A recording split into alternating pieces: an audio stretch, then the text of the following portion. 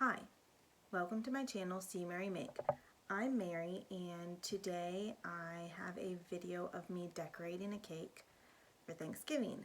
I hope everyone had a good Thanksgiving. This is just to show you how easy and simple little cakes like this are to do. They look so cute when they're done, but they really don't take any skill at all. Just a few decorating tools and a little bit of know-how with how to use them, and obviously a really good tasty buttercream icing. So if you like this video, please consider subscribing to my channel. It would mean the world to me, and give it a thumbs up. And the tools that you will need if you want to do a cake like this are a stand mixer or hand mixer. You'll need some cake mix, a offset spatula to ice the cake with, and then you'll need some piping bags and a few different tips and food coloring, and obviously the icing. And to make icing, you just need butter, powdered sugar, some milk, some vanilla, and maybe a pinch of salt, not always. Alright, I hope you enjoyed this video. Okay, so I'm starting off here by making my buttercream. I'm adding into the mixer 1 stick of butter, and then I'm going to cream it for a while until it becomes light and fluffy on medium-high speed. Then I'm adding in a total of 2 cups of powdered sugar, but you only do it a little bit at a time so you don't make a mess, and a half a teaspoon of vanilla, and maybe like a tablespoon of milk. I just add it as I need it, just pour a little bit in at a time, teeny tiny bit, because you don't want to add too much. But yeah, you just blend it all together and mix it up until it becomes light and fluffy. And so this that I added in here was actually only a half of a recipe of vanilla buttercream. For this cake, I used a recipe and a half. So for a whole recipe, you need 2 sticks of butter, 4 cups of sugar, 3 to 4 tablespoons of milk, and a full teaspoon of vanilla, and a pinch of salt if it tastes too sweet to you. You also want to make sure you're scraping down your bowl as you go to make sure everything's getting blended very well, to get down to the bottom good. And I like to do it a couple times usually, but I think I only showed myself doing it once here. And then my buttercream's done now, and I'm just checking to see if it's a good consistency for piping and decorating. I don't want it to be too loose because then it's not going to hold its shape, but I don't want it to be too firm either because then it's not going to stick together well. And so I think I added a little bit more milk and blended it a little more, and or mixed it a little more. Now I'm just scraping everything off because I do not like to waste any of this stuff, especially when I'm using it to decorate, because I don't want to make more if I don't have to. And also, I forgot to mention, I used chocolate buttercream for my full recipe I made, which I didn't show here.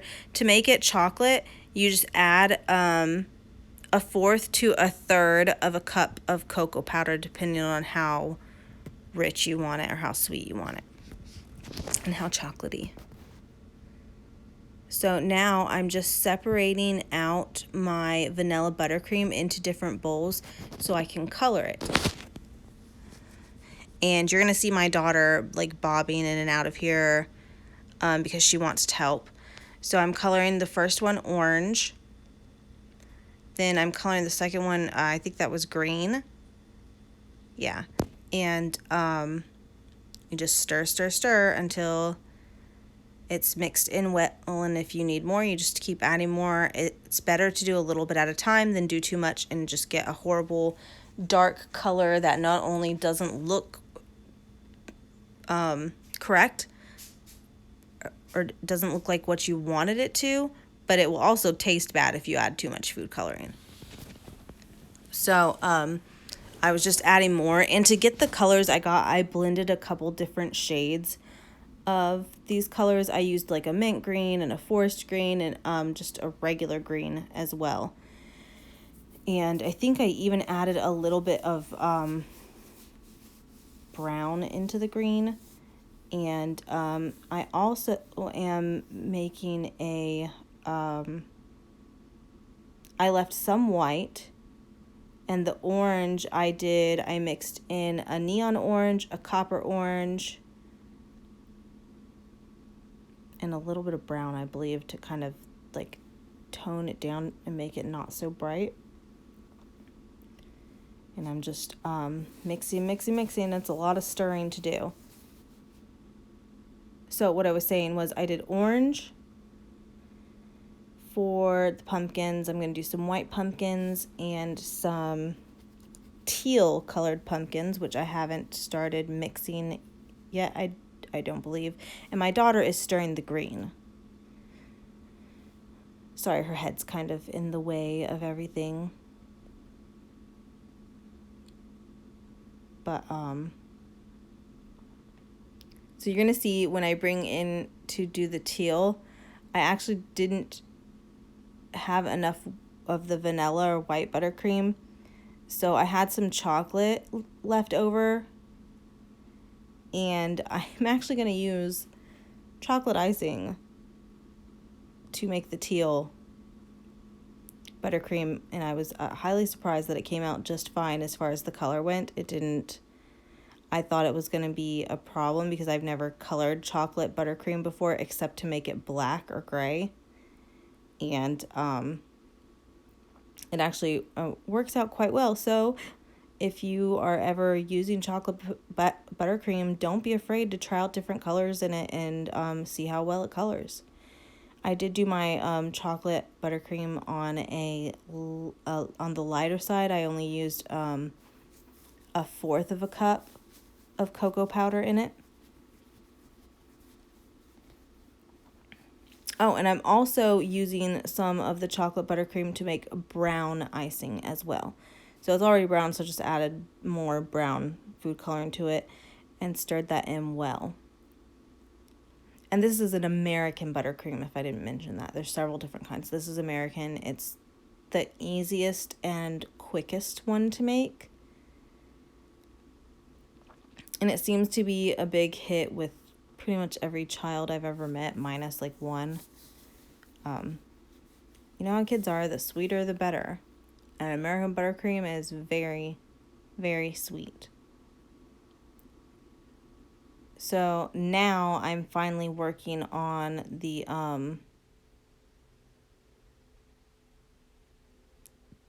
chocolate that I'm turning to teal in color. On the plate there, I just put like a little dab of it and added some of my food coloring to it to see how it would turn out before I did the whole bowl. So I didn't want to waste time adding the food coloring in and mixing it if it was going to turn into some horrible, unusable color. But it worked out quite nicely. I would say if you are new at decorating and you're trying to do something like this where you're making a lot of colors, having more icing would probably be better because I just barely had enough for this. I had a little bit of each color left in my piping bags when I was done. So I would say it would probably be best just to make 2 full recipes of buttercream. So now I have spread my chocolate buttercream on my cake dome or stand that I'm using, my cake stand, and I've put my first layer of my cake on here. You can trim the cake, make it flat on the top. For this one, I just chose not to since it's just us. It's nothing fancy. So I just put like a really big mound of buttercream in the middle and of the layer and start spreading it around. When you're icing a cake like this, you want to be careful because I'm not doing a crumb coating or a dirty ice, if you will. You want to be careful not to get crumbs in your icing while you're moving it around. So it's better to put more on there than you need and take it away if you need to. And so with this, I chose to not trim my cake, and I put the dome up on the bottom layer. The dome side up, the round side of the cake up. And I'm icing that with an excessive amount of icing, because to give this cake a little more height, because I only made 2 little 8-inch round cakes, I am putting the top one dome side down. So I'm not losing any of the cake by trimming a bunch of it away, and I'm gaining a little bit of height in appearance, because you actually lose quite a lot when you trim cakes like that. So if I don't have to, I don't. So now I'm just putting huge mounds of chocolate buttercream on the top of the cake, and I'm going to start spreading it around and kind of let it start dropping over the sides. Normally I would use a turntable to ice a cake like this, because it just makes things easier, because then I'm not sitting here turning this huge heavy crystal plate around. But it would have made it so tall, and I would have been worried that it was sliding off of it, and I did not feel like using a cardboard piece on the bottom to put the cake on. So I just did it right on top of my stand that I wanted to use. And so you'll see me wiping off the icing on the sides. As I'm icing the side, I'll stop and I'll wipe it on the edge of the bowl. And what I'm doing is I'm checking for crumbs on my knife. If I have crumbs on the icing on my knife, I wipe it on the side of the bowl off to the side where I'm not going to use it again. Also, something you can do is use a separate bowl to do this, to wipe your crummy icing in, if you have any. So I'm just adding more icing to the spots that are kind of bare and moving it around. I did not bother making this cake really smooth, because I thought it looked fine, looked a little more rusticy, and leaving it kind of messy and sloppy. Plus, I already knew I was gonna cover the sides of it in piping decorations, so you wouldn't be able to see them anyway. And the cats were very curious on what I was doing.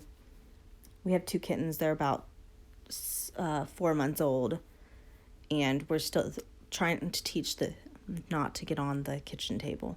But they don't care. They smell food and they see us doing stuff, and they know there's food up there. So they want to find out what's going on and see if it's something they can eat. But yeah, I'm just going over spots now that are looking a little barren, or sometimes the icing will have like little air bubbles in it, which you can kind of see. And I'm also sorry about the lighting. I'm using natural light, and I didn't realize when I moved the camera to this angle that it was making it look like it is. It's kind of hard to see. But yeah, so now I'm just taking a damp paper towel and just wiping some of the excess icing off the edge of the plate, which I probably really didn't need to do, but habits.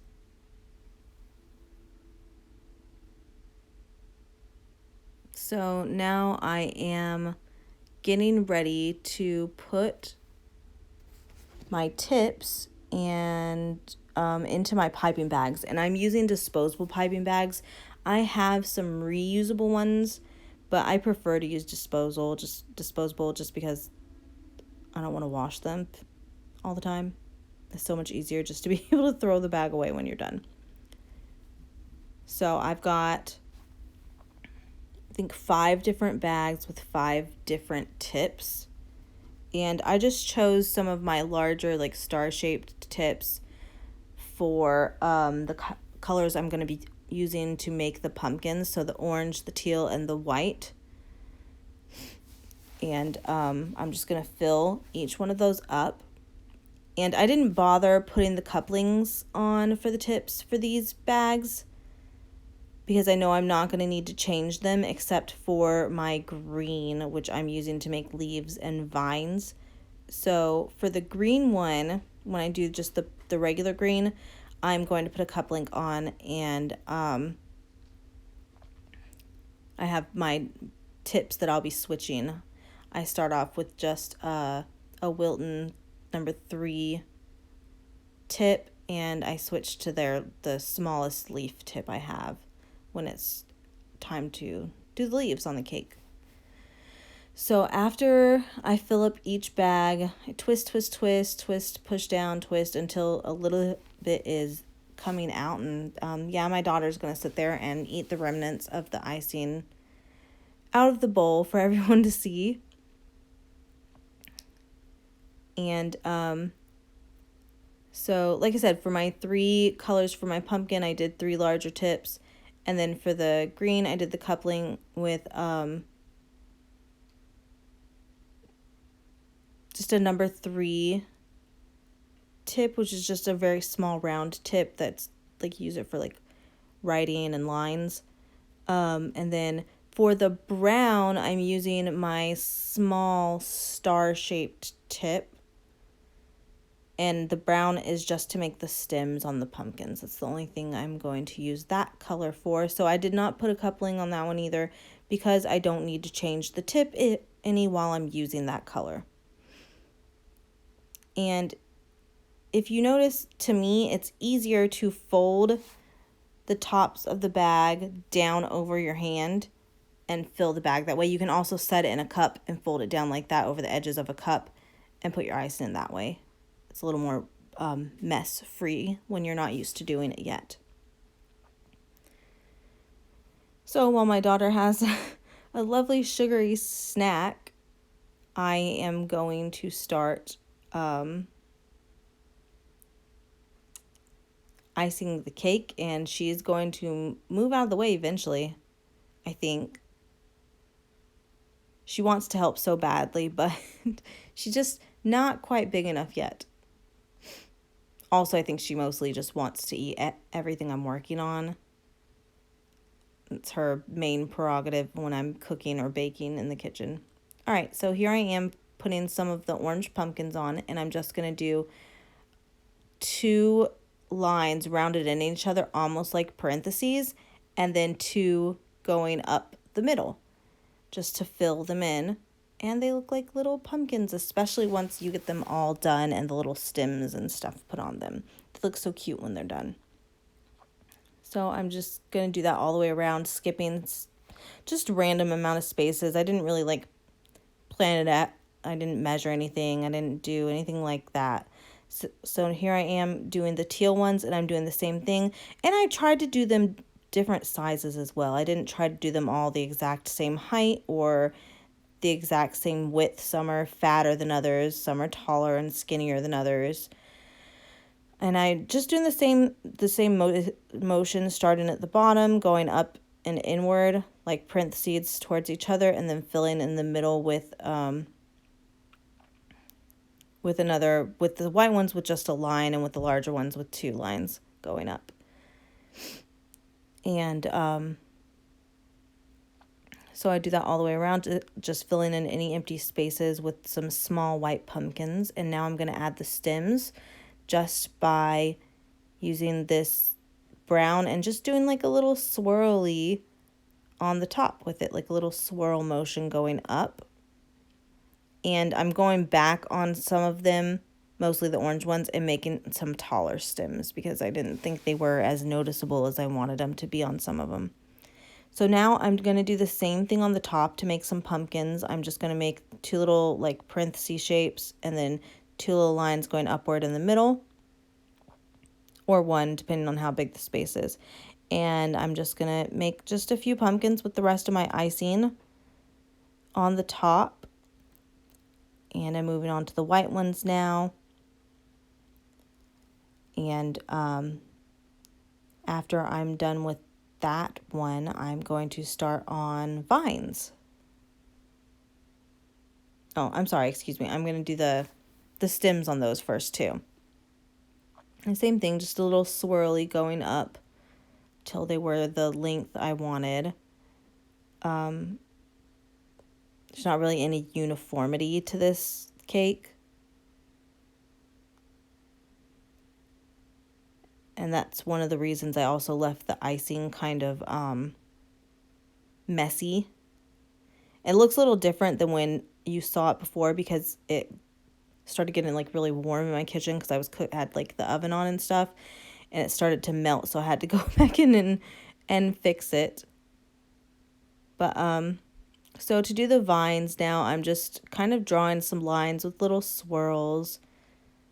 Squeeze, draw a line, a swirl, pull away. You can't really mess up doing this. It's so easy. There's no real like method to it. And if you've ever used a piping bag before, it's going to be one of the easiest ways or easiest things to create with it, because you're just doing squiggly lines. There's no method to the madness. It's just lines. Just green lines. You make little curls here and there because that's what vines do. They grow in weird, crazy directions. So I just did that all over the top underneath the pumpkin. So now that I'm done with the vines, I'm going to start adding leaves. First, I'm going to switch out my tips. I'm going to switch to my leaf tip. And I'm going to start making little leaves all over the vines, just in random spots. Nowhere in particular. Just kind of all over the place. And I start by going around the edge of the cake, and then after that, I start adding them to the top of the cake too. You can add as many as you want or as little as you want. You probably don't even have to add them at all. Just depends on what you want your cake to look like. It's kind of like drawing a picture. You just do it how you want to do it and make it look how you want it to look. I been making cakes for a while. I think I've gotten a little better as time's gone on. But I mostly just make them for my kids' birthdays. This is really like the first one I've done for a holiday, I believe. And sorry, you can't really see what's happening. I am now writing Happy Fall, y'all, on the cake with just some of the leftover teal. I ended up